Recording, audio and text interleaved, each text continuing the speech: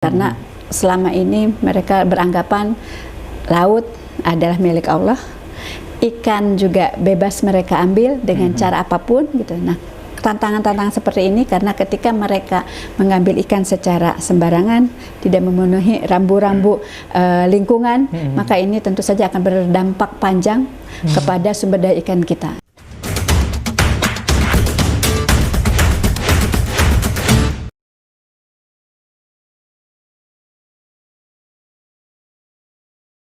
Assalamualaikum warahmatullahi wabarakatuh, Sobat Kabar Banten. Bertemu lagi bersama saya Irfan Muntaha. Kali ini saya mengajak Sobat Kabar Banten untuk mengetahui lebih jauh program Dinas Kelautan dan Perikanan Provinsi Banten dalam upayanya meningkatkan nilai kesejahteraan para nelayan. Sudah hadir bersama saya Kepala Dinas Kelautan dan Perikanan Provinsi Banten, Ibu Eli Susianti. Assalamualaikum warahmatullahi wabarakatuh. Waalaikumsalam, Mas Irfan. Ibu, gimana kabarnya? Bu, sehat ya? Alhamdulillah sehat. Kalau nggak sehat, patut dipertanyakan, jangan-jangan Ibu jarang makan ikan kali. Harus makan ikan itu harus, betul. Ya Ibu, Banten ini kan daerah yang juga bagian daripada penghasil ikan ya, karena di beberapa kabupaten kota merupakan dekat dengan laut dan ada pelabuhan ikan begitu ya. Artinya ada banyak nelayan di sana. Nah, selama ini program atau dukungan Dinas Kelautan dan Perikanan dalam mendukung nilai kesejahteraan nelayan itu apa Bu upaya yang dilakukan? Baik, terima kasih Mas Irfan. Jadi untuk dalam kerangka meningkatkan kesejahteraan masyarakat di pesisir, khususnya untuk para nelayan, ada beberapa program kegiatan dari Dinas Kelautan dan Perikanan yang bersentuhan langsung sebetulnya dengan mereka. Salah satunya adalah bagaimana kami memberikan fasilitasi untuk sarana prasarana kepada para nelayan. Kami dalam waktu kurun 3 tahun terakhir melakukan pembangunan sarana prasarana pelabuhan, kemudian juga memberikan bantuan sarana prasarana alat tangkap, memberikan kemudahan-kemudahan dalam perizinan, begitu kira-kira. Sarana pelabuhan tadi diantaranya apa aja itu Bu? Untuk sampai saat ini kita masih konsentrasi di titik selatan, yaitu di Pelabuhan Perikanan Binuangan Cikesik, betul. Kabupaten Pandeglang Bu ya? Kabupaten Lebak dan Pandeglang, karena Binuangan Cikesik berhadapan langsung gitu ya, dan memang konsepnya ke depan Pelabuhan Binuangan Cikesik ini menjadi pelabuhan terpadu gitu. Nah, di sana kita sudah membangun fasilitas-fasilitas berupa TPI higienis, kemudian juga kita merevitalisasi pabrik es, kemudian kita membangun sarana docking di sana, revitalisasi docking, kemudian kita juga membangun breakwater. Di samping itu kita juga melakukan pembangunan kios dan lapak untuk para pembakul di Pelabuhan Perikanan Binuangan. Banyak juga ya Bu ya fasilitas yang dibangun oleh DKP Banten. Nah, ini yang perlu dijelaskan mungkin yang dimaksud dengan breakwater itu apa Bu? Baik, breakwater itu adalah pembangunan yang dimaksudkan untuk melakukan pemecah gelombang sebetulnya. Fungsinya adalah untuk memecahkan gelombang sehingga ketika sedimentasi laut masuk ke mengurangi sedimentasi yang terjadi di pelabuhan perikanan gitu. Sehingga ketika ini terbangun dengan baik, kita akan membentuk satu kolam labuh sehingga kapal nelayan itu bisa bersandar dan labuh di kolam labuh kita. Sehingga para nelayan bisa nyaman begitu Bu ya? Nyaman dan aman dari hantaman gelombang atau ombak pada saat mereka labuh atau bongkar muat di pelabuhan. Pelabuhan perikanan yang berada di perairan Cikesik sebelah kiri sudah selesai dibangun. Itu kita lakukan dalam 2 tahap, tahun 2021 dan kemudian dilanjutkan tahun 2022. Kemudian untuk yang di sisi kanan kita memulai di tahun 2022, nanti kemudian akan kita lanjutkan di tahun 2023 ini. Jadi di tahun 2023 dimungkinkan sudah bisa beroperasi apa gimana? Insya Allah kita selesaikan seluruh pembangunan untuk breakwater di sisi kanan. Ya, menarik Bu, tadi juga disebutkan ada pabrik es ya, karena memang nelayan butuh itu Bu ya, butuh untuk membekukan ikan, butuh hasil tangkapannya itu. Perkembangannya seperti apa Bu sekarang? Jadi pabrik es yang ada di Pelabuhan Perikanan ini, di Pelabuhan Perikanan Binuangen, kapasitasnya sampai saat ini hanya bisa menghasilkan balok es itu sekitar 15 ton per hari. 15 ton Sementara per hari. kebutuhan nelayan di Binuangen untuk kebutuhan es itu sekitar 50 ton sehari. Sebetulnya kita masih kekurangan pabrik es. Kami kemarin di tahun 2022 merevitalisasi pabrik es yang ada karena memang ini sudah lama peninggalan dari Kabupaten Lebak. Waktu itu diserahkan kepada provinsi, kemudian kita revitalisasi. Jadi kemungkinan juga karena berkurang, masih kurang Bu ya, tadi masih kurang. Upaya untuk memenuhi itu akan terus dilakukan. Insya Allah kita tahun 2024 mendatang kita sudah coba usung untuk pembangunan pabrik es di Binuangen juga. Binuangen itu. Iya. Bu, tadi 2 tempat yang difokuskan. Saya juga mendengar ternyata pelabuhan ikan yang sudah dibangun ya, ternyata juga menjadi objek wisata masyarakat di sana itu, Bu. Oh, betul. Jadi kemarin ketika kita selesai pembangunan breakwater yang sebelah kiri, sekarang itu menjadi salah satu destinasi wisata bagi masyarakat wilayah selatan. Gitu. Jadi kalau Mas Irfan jalan-jalan ke sana, bisa menikmati. Banyak ibu-ibu yang datang ke sana, warga sekitar malah hampir jauh dari kabupaten-kabupaten yang lain datang juga ke sana. Alhamdulillah. Jadi di samping juga memberikan kenyamanan, keamanan kepada para nelayan, juga kita memberikan ada domino efeknya bagi masyarakat sehingga pertumbuhan ekonomi di sana juga terus sejalan dengan itu berkembang. Di efeknya dampaknya ini ya double dirasakan ya. juga, dirasakan betul oleh masyarakat. Selain nelayan juga masyarakat secara umum bisa menikmati keindahan di sana. Betul. Ya. Betul. Bu, sebenarnya apa sih tujuan utama yang kemudian DKP memfokuskan di sana? Apakah memang ini sudah menjadi program tahunan begitu ya, atau memang ada alasan lain kenapa ini dibangunnya hanya di 2 tempat itu? Sebetulnya tidak hanya dibangun di sana Binuangen Cikesik, tapi kan kita punya skala prioritas ya. Jadi ke depan kita juga memang akan bangun fasilitas-fasilitas pelabuhan yang lebih baik di beberapa titik. Seperti contoh juga kita di Cituis tahun 2023 ini juga sudah mulai menggeliat, kita bergerak membangun pelabuhan perikanan Cituis. Tahun ini kita juga membangun dermaga di Cituis, kemudian juga breakwater gitu. Jadi memang ini tahapan sesuai dengan roadmap yang sudah kita buat. Sudah kita pedomani. Tahap pertama mungkin kita selesaikan yang Binuangen Cikesik, selanjutnya Cituis, berikutnya kita Labuan. Secara bertahap Bu ya? Iya, bertahap. Bu, selain fasilitas yang dibangun, adakah yang memang peran DKP Banten dalam upaya meningkatkan PAD Banten? Oh iya. Di Pelabuhan Perikanan kita juga ada beberapa retribusi yang kita tarik, dan alhamdulillah tahun 2022 kemarin kita sudah berhasil melampaui target retribusi yang sudah ditentukan. Jadi dari 600 juta kita sudah berhasil melampaui itu gitu ya. Ada beberapa objek retribusi sebetulnya di Pelabuhan Perikanan itu. Salah satunya adalah docking, kita bisa menarik retribusi di sana. Pabrik es, kemudian kios, di sana juga kita ada tarikan retribusi, juga tambat labuh, serta pas masuk pelabuhan. Nah, itu yang jadi objek retribusi yang ada di Pelabuhan Perikanan.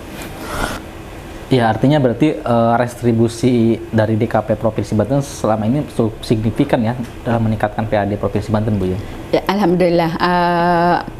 Di samping Pelabuhan Perikanan sebetulnya kita juga ada retribusi yang lain yang dapat kita hasilkan, yaitu dari kegiatan uji laboratorium. Kita punya UPTD, PPMHP di Tangerang.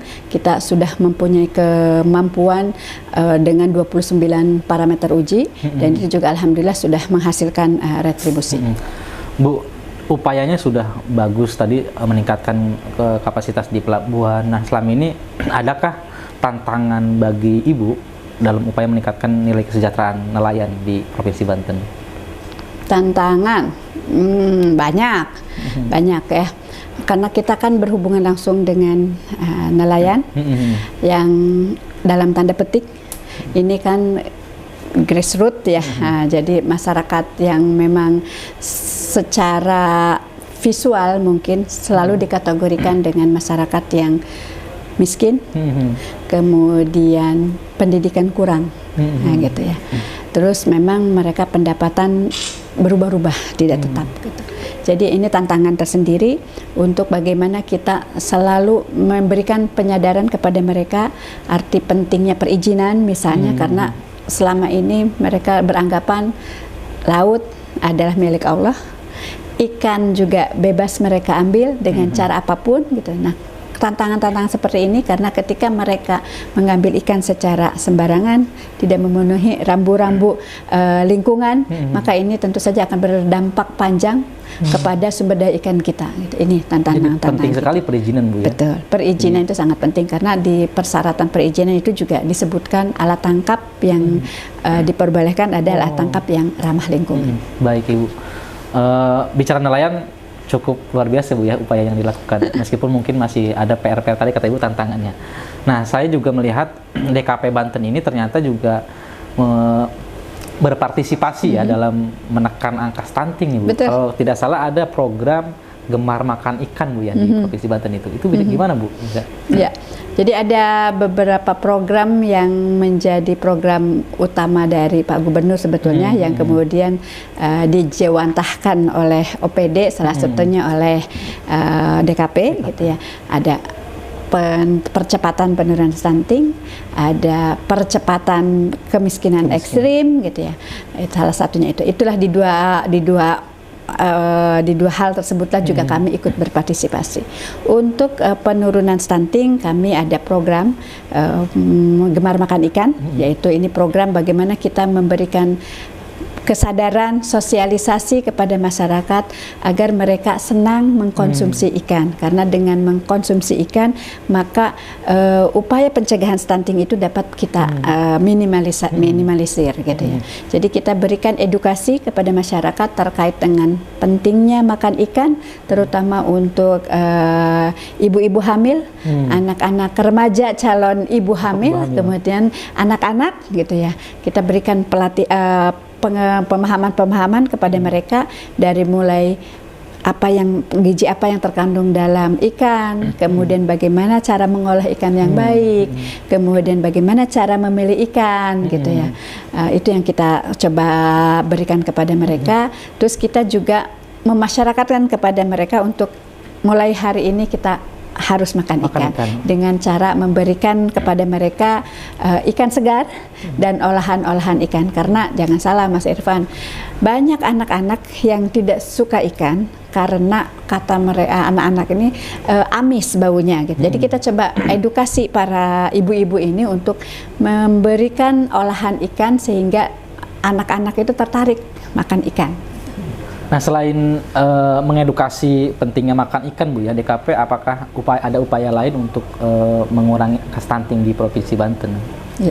Jadi kami tadi memberikan bantuan berupa ikan segar, karena kan kami harus memberikan contoh kepada mereka. Ibu-ibu itu untuk gemar makan ikan gitu ya.